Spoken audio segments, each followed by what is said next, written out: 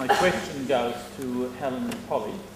Tasmanians have repeatedly in the last years expressed a wish to have an end to clear felling, and also that they don't want that pulp mill. They've said that in the Tasmania Together process, they've said it in numerous surveys, and Tasmanians have said it again in Hobart in the recent local government elections, where more than 70 of people opposed the process for approval for the pulp mill as well as the pulp mill itself. I'm interested not in the Labor Party position, but you as a person.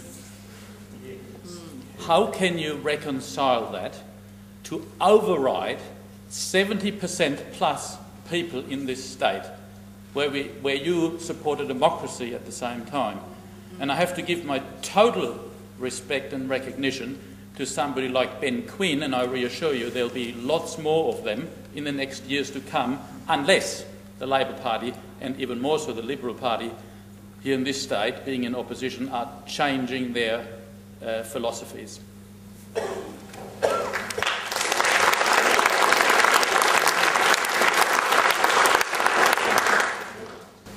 Well, I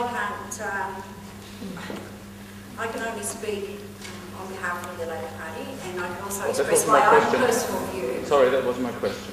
My personal view is that in terms of, we can have another debate, if you like, although we're supposed to be out by 9:30, I'm quite happy to stay and have a debate about whether or not the results of local government elections around the state actually reflected the majority view that you're expressing, that people are against the pulp mill. I have to say, I've been out door knocking over the last few weeks in relation to the federal campaign, obviously not for myself because I'm not up this time, but for our Labor candidate in Bass, Jodie Campbell.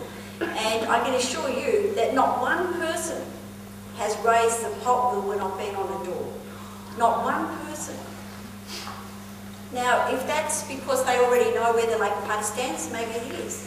But I'm sure that Ben has been door knocking and Bob in numerous places. The only election I've been in thus far, though, has been, no, I tell a lie, I was in Franklin about 3 weeks ago, and I was out in, trying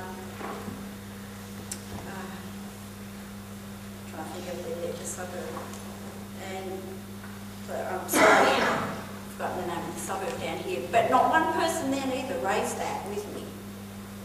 So in terms of democracy, you have your chance, along with everyone else, to vote at the coming federal election, and you have your right to then cast your vote, obviously for the Greens who oppose the bill.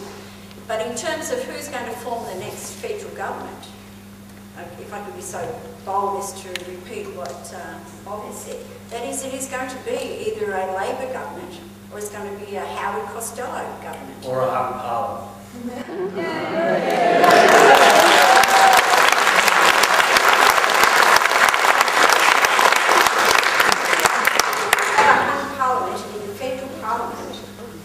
Then we will be making historic history in this country.